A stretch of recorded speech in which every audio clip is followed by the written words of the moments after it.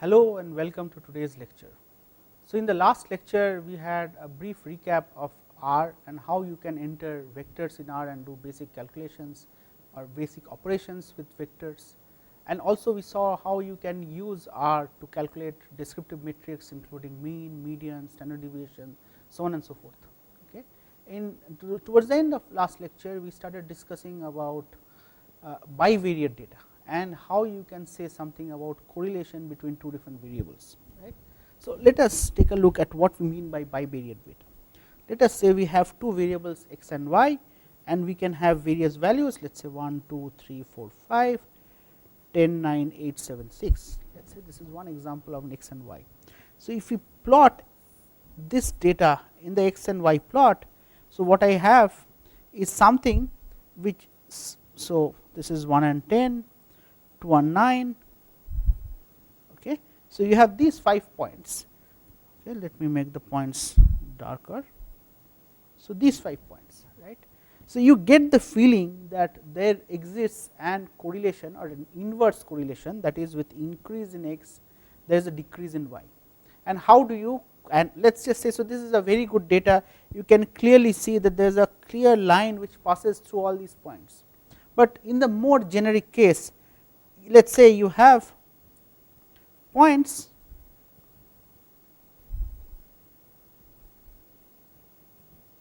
okay, this is more likely to be a data. Now, in this case what kind of a line will you draw? Will you draw a line which is like this, will you draw a line which is like this, or will you draw a line which is like this? Okay.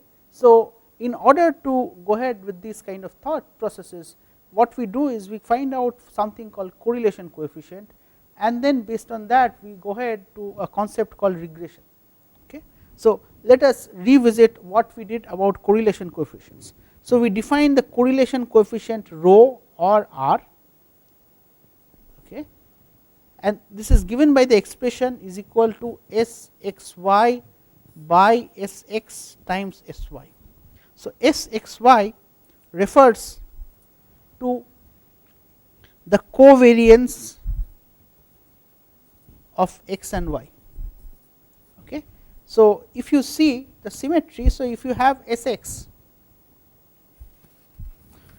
so we know, so we have R or rho defined as Sxy by Sx comma Sy, Sx product Sy. Now, rho is a measure of correlation, right. So, what should ideally be the values of rho?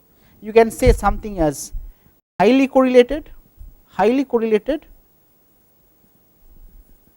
or uncorrelated, or weakly correlated, uncorrelated or weakly correlated. Okay. And within high correlated you can have positive correlation or negative correlation. So, in the example we showed in the first slide, so this is an example, the original data set is an example of negative correlation where increase in x leads to decrease in y. So, if we see the way rho is defined as Sxy by Sx by Sy. Okay. So, ideally we should have, when it is highly correlated, we should give a value which is positive. So, highly positively correlated should give me a value which is closer to +1, negative correlation should give me a value which is closer to -1, and uncorrelated should give me a value approximately equal to 0. Okay. So, if we see our definition of rho and ask how do we define the covariance. So, covariance is defined as, so Sxy is defined as summation of x minus x bar times y minus y bar whole divided by n minus 1. Okay. So, what you clearly see missing is the square root. So, if I write down the corresponding expression of Sx, I have square root of x minus x bar square whole square by n minus 1. Okay. So, in the definition of covariance this square root is missing, and the reason is obvious.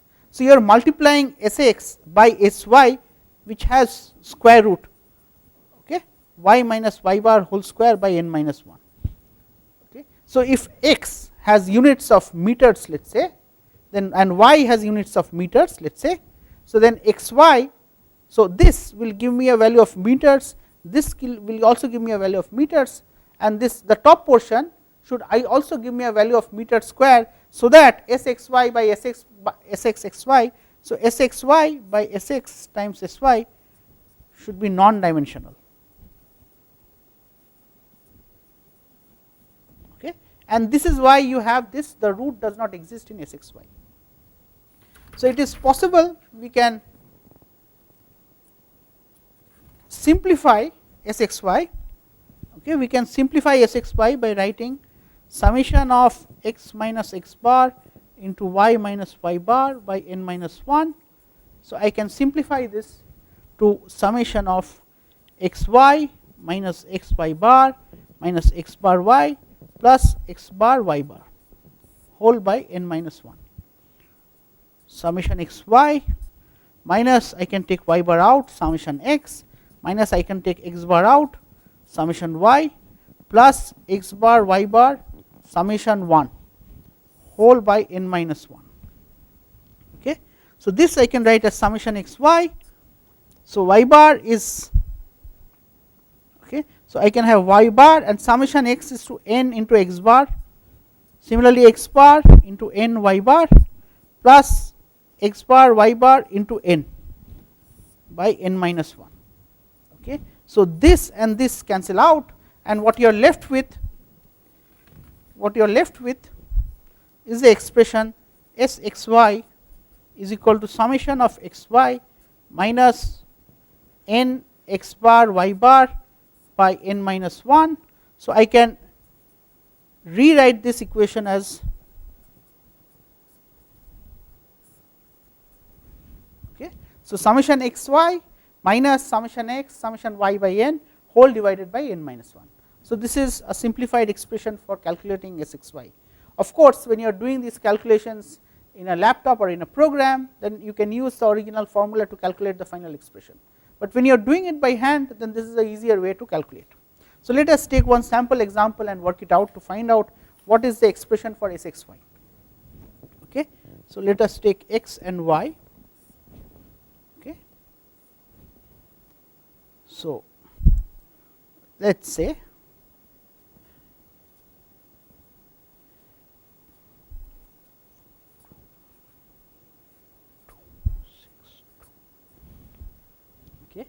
so, you have the following values of x and y. So, okay, so let me remove the last one. Okay. For simplicity, let me remove the last value. You have 5 values of x and 5 values of y. Okay. So, I want to calculate the value of s x s x y, and I want to calculate the value of correlation coefficient. So, first before doing the calculation, let us see how the values look. Okay. So, 5, 4, 3, 2 and then 2. So, you have these points which are coming down, but then there is a flattening beyond this point. So, had I plotted 6 and 2, then it would have also lied somewhere here. Okay. So, let us see. So, what I can clearly see is towards the initial part there is a very clear negative correlation, and towards the latter side it is kind of flattish. Okay. So, let us calculate the exact expression for s x y. I will again write down the values of x 1, 2, 3, 4, 5, x is y is 5, 4, 3, 2, 2. I can write x y, I can write x square and y square. Okay. I can calculate these values 9, 8, 10, 1, 4, 9, 16, 25, 25, 16, 9, 4, 4. Okay. So, so summation of x y is equal to 27 plus 13, 40. Summation of x square equal to 25, 26, 40 and 13, 53. Summation of y square equal to 9 and 8, 17 and 33, 58. Okay. Summation of x, of course,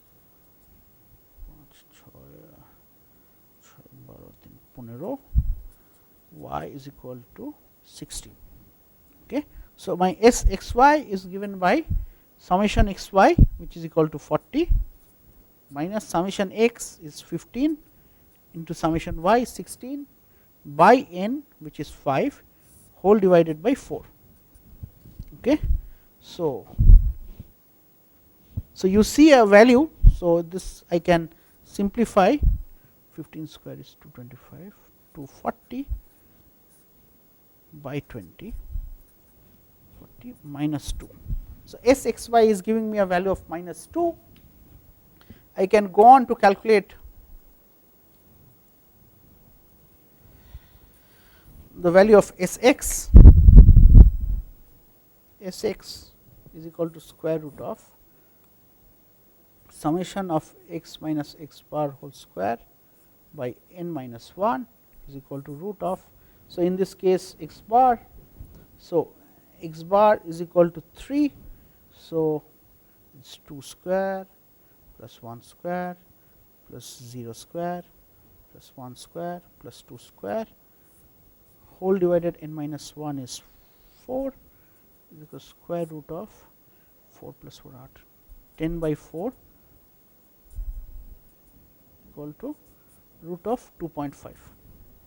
Okay. I can calculate the value of s y is equal to root of y minus y bar whole square by n minus 1, y bar is equal to 5 plus 2, 16 by 5 equal to 3.2. So, s y, okay, 1.8 whole square, let us take a different pen, 1 plus 8 whole square plus 0.8 whole square, okay, 3.2 whole square plus 2, 1.2 whole square plus 1.2 whole square, whole divided by 4,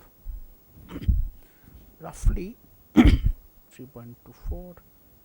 So, I can calculate this as, so 2.44 is 2.88 plus 0.04, 0.64, 1.8, 3.24, 0.324, sorry, 3.24, 6.8. So, root of 6.8 by 4 is square root of 1.7. Okay. So, I can write s x y is equal to minus 2, s x equal to square root of 10 by 4, s y equal to square root of 6.8 by 4. So, my rho is equal to minus 2 by square root of 10 into 6.8 by 4 into 4, which is, okay, minus 2 into, I can have the 4 out, by root of 70, okay, equal to minus 8 by root 70, okay, which gives me a slightly negative value, which is, so this I can approximate as 8.5, let us say. So, I have the correlation, it has to be greater than 8.75. Okay. I will get a value rho which is almost close to minus 1. Okay. And this is obvious from the data, because the data looked something like, okay. But what you also, this is my x axis, this is my y axis. Okay. So, what you clearly see is this correlation coefficient is negative, that means that as you increase x, y decreases. Now, based on this, can I come up with a way to predict that given a value of x, what will be the value of y? And that is what we do using regression analysis. Okay. So, in regression, okay, what you do is, let us say you have a set of data points x and y, imagine these are your data points and you want to be able to predict such that given x predict y. Okay. Now, if let us say one way, the way I have drawn this data, I can see that if I draw a line which is roughly like this, then this might be a good way of predicting the value of y, and I have intentionally drawn a line which somehow crosses through the middle of all these points. Okay. I could have also drawn the points like this, but in this case what you can clearly see, while this line will predict y quite well in this regime of x, but in this regime of x there will be a huge disparity. Okay. So, what is the method to madness? What is done in linear regression is what you try to minimize.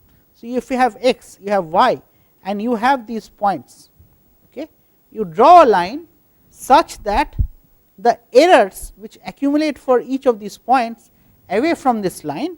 So, for each point you can calculate how far is the estimate from the actual value. So, these are your actual values.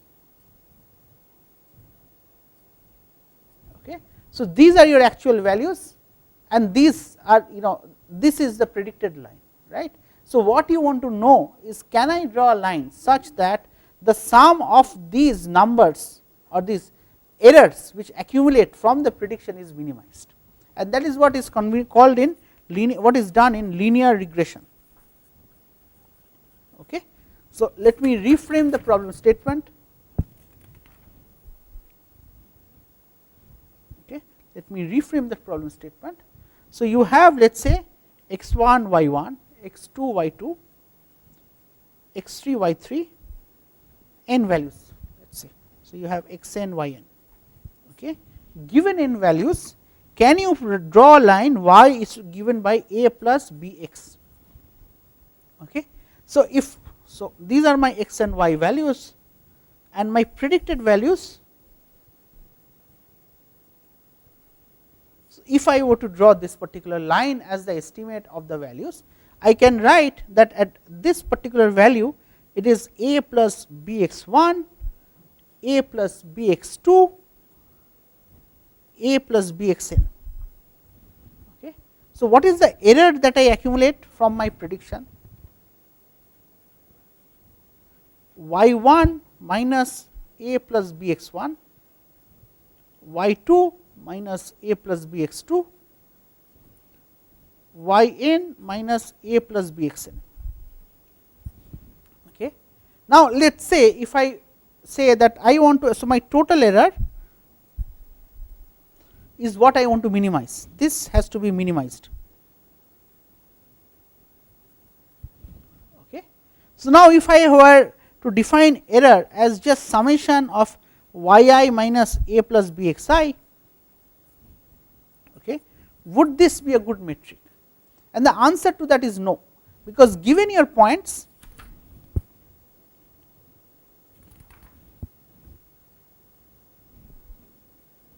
so given your points, okay, if given your points and you were to draw this particular line, okay, so you can clearly see that in some cases this error will be positive, in some other cases, so this is negative, this is positive. Sorry, the other way around, this is positive, this is no, this is negative, this is positive. So, some errors will be positive and some errors will be negative. So, this function error is equal to summation of yi minus a plus bxi. If you actually do it, you might get a value of error which is close to 0, but this is not what we are minimizing. We are minimizing the sum of these, each of these deviations from the actual value.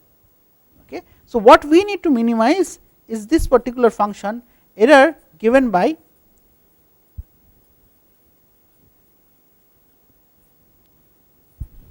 okay. So, I take the square, so which means that what I count, both whether it is positive or negative, when I take the square, it is something which contributes to the error. Okay. So, I want to minimize this function. How do I go about minimizing this function? So, there and you want to go at the end of the exercise, what you want to do is want to determine values of A and B such that error is minimum. Okay. So, this is what you want to minimize the error. Okay. How do you do it? So, if you recollect,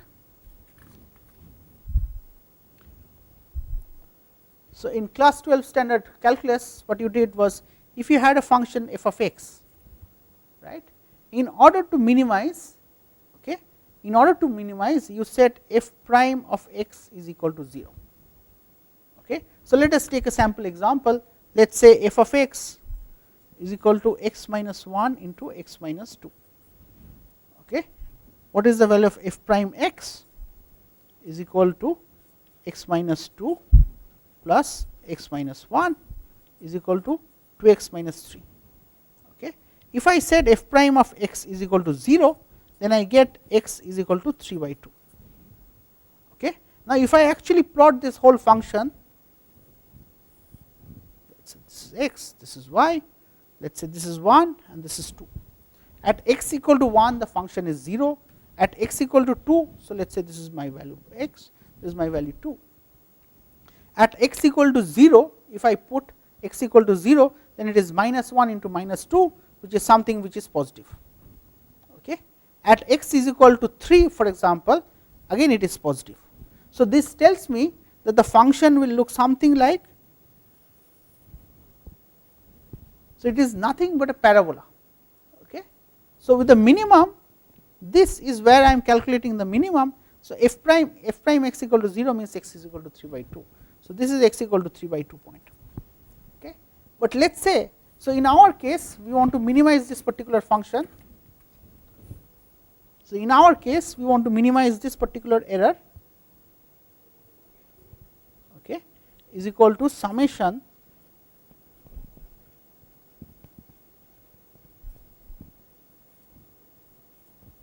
so my error is actually a function of a comma b.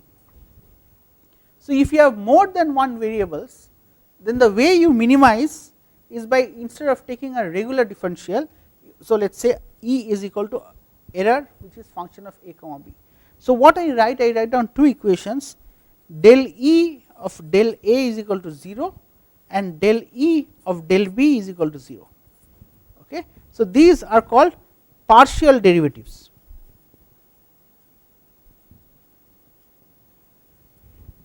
Okay, these are called partial derivatives. So, let us say for example, if f of x y is equal to x y, let us say plus y square. So, del f del x is derivative with respect to x assuming y is constant. So, my del f del x will return me a value of y. My del f del y will return me a value of x plus 2y. Okay. So, if this is how, so when you take the derivative, partial derivative with respect to x, you assume that y is constant. So, of course, so if y was a constant, when you take this derivative, it is simply y, and because y square is treated as a constant, del f del x or del x of y square is equal to 0. So, this is actually y plus 0 is equal to y. Okay. Similarly, I can take del f del y is equal to x plus 2y is what I get. Okay. So, now coming back to the problem, okay, I have two equations. My error is equal to f of a comma b,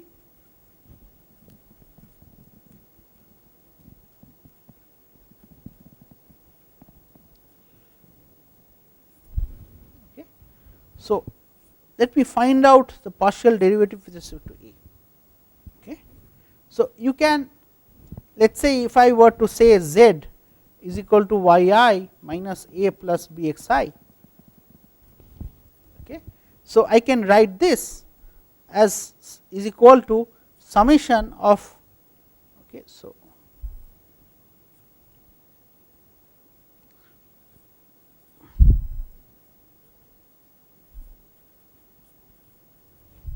okay, if I do this particular z, then I can take the derivative. So, my error is of the form summation of z I square z square. Okay. So, I can write down my del E del z.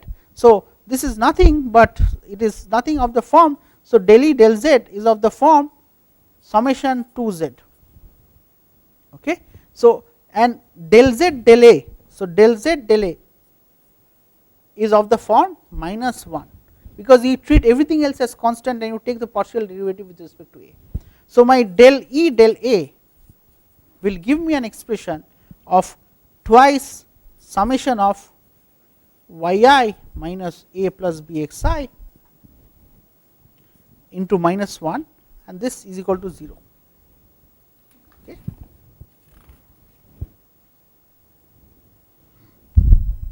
So, I have del E